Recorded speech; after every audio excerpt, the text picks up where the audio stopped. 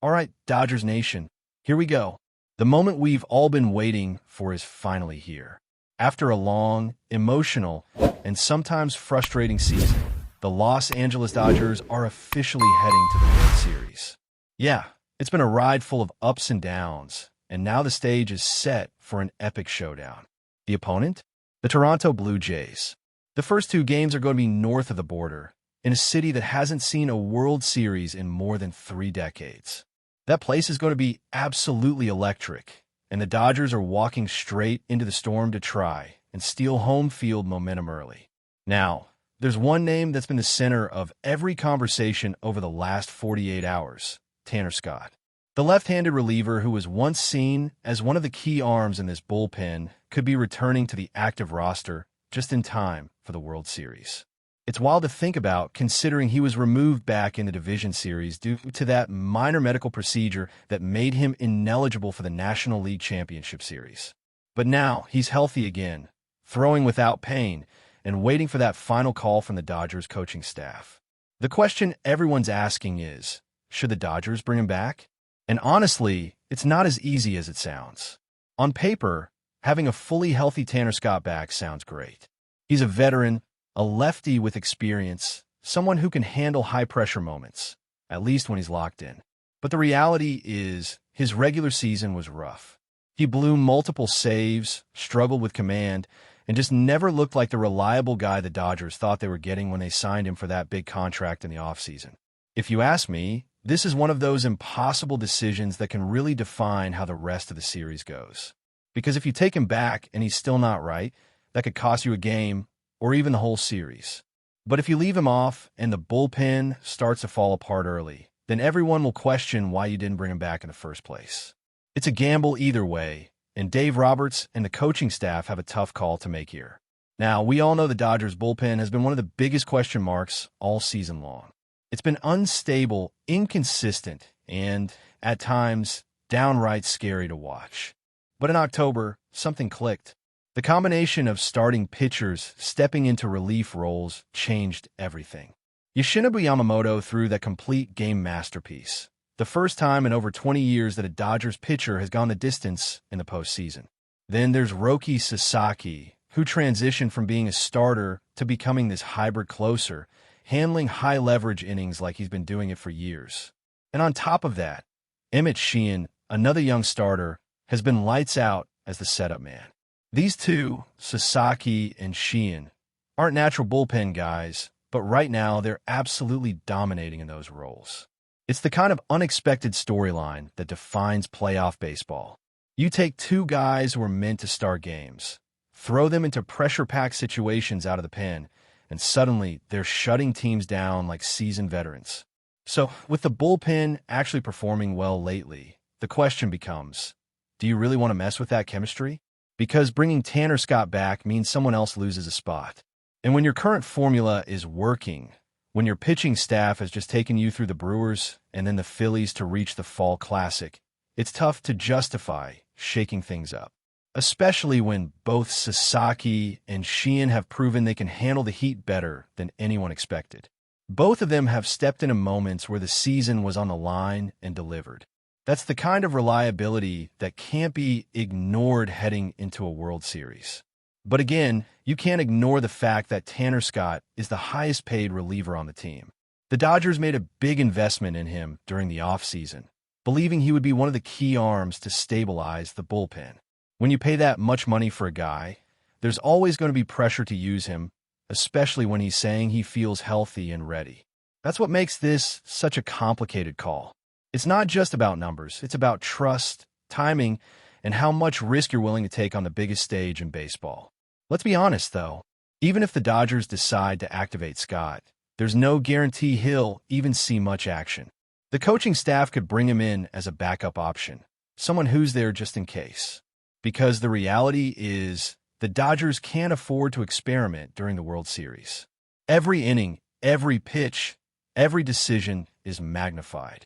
If you give away one bad inning, it could flip the entire momentum of the series. And speaking of momentum, how about those Blue Jays? What a comeback they pulled off in Game 7. Down late, And then George Springer launches that 3-run bomb in the 7th inning that completely flipped the script. That stadium was shaking. It was easily one of the loudest playoff atmospheres we've seen in years. The Jays are riding a massive wave of energy right now, and the Dodgers have to find a way to quiet that crowd fast. The longer you let Toronto believe they can hang with you, the more dangerous they become. Toronto hasn't been in the World Series since 1993, 32 long years. That fan base has been starving for this moment, and you can feel that passion just watching the highlights.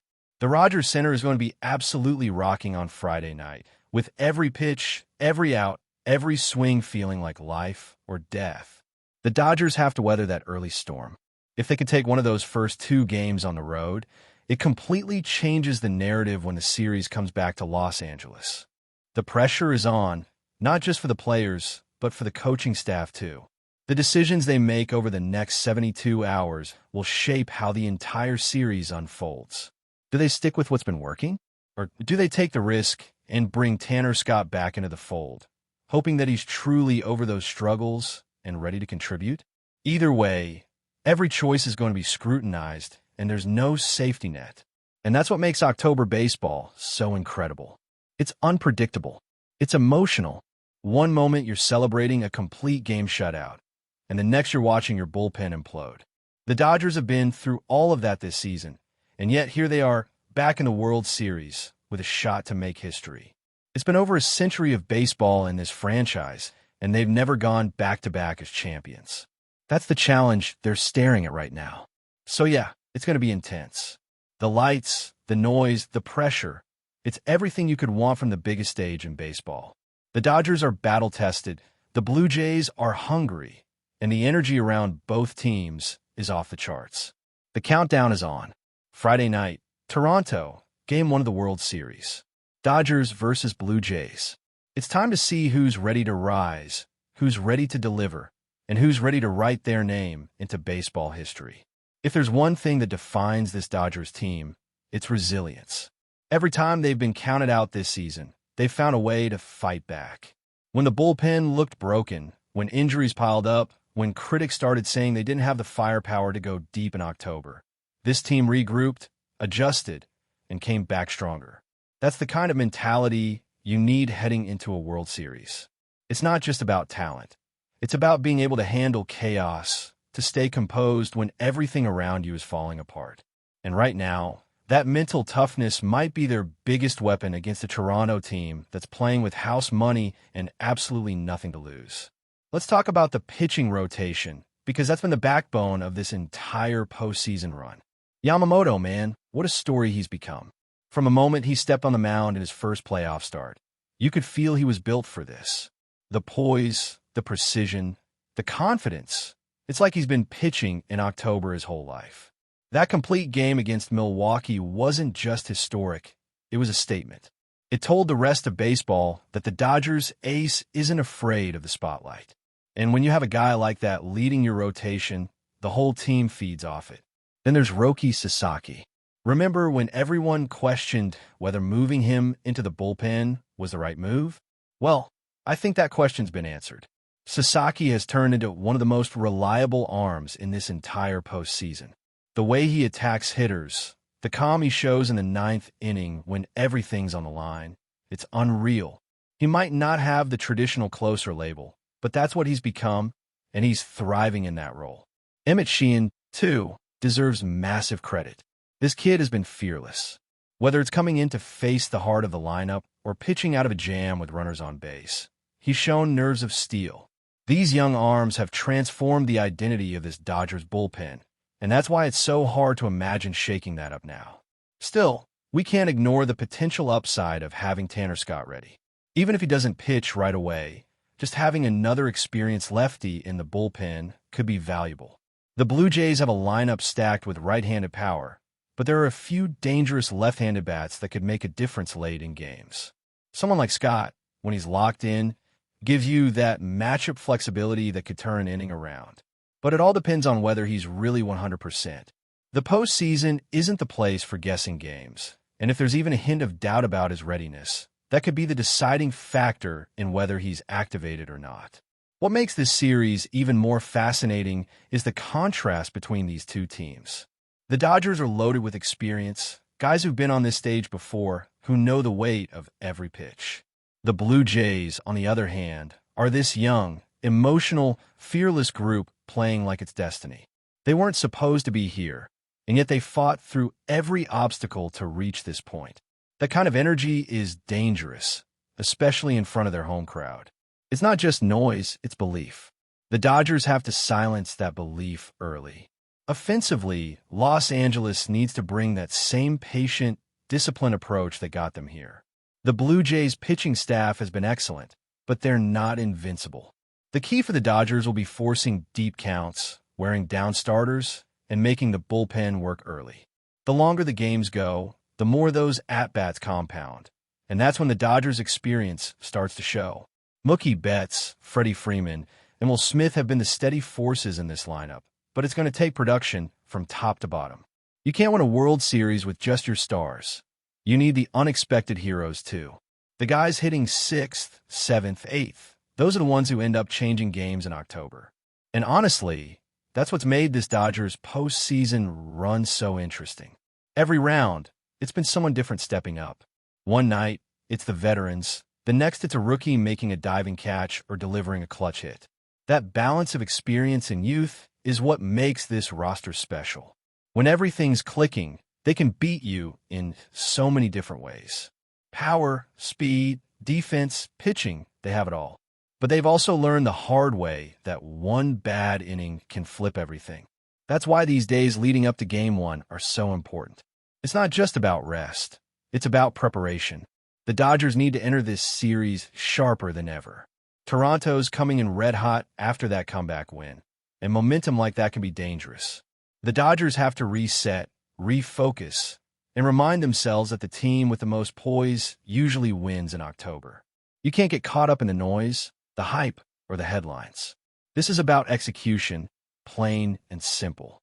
But before we move forward, don't forget to join our channel and give this video a like. Your support helps us keep delivering the latest news about the Los Angeles Dodgers. We'd love to hear your thoughts on the news, so drop a comment below. Aaron Judge, the towering Yankees star, reportedly leaves New York to shine with the Los Angeles Dodgers. The sports world is buzzing as whispers of one of baseball's most shocking moves in recent memory circulate through social media, locker rooms, and sports bars alike. Sources close to the matter suggest that negotiations have been quietly ongoing for weeks.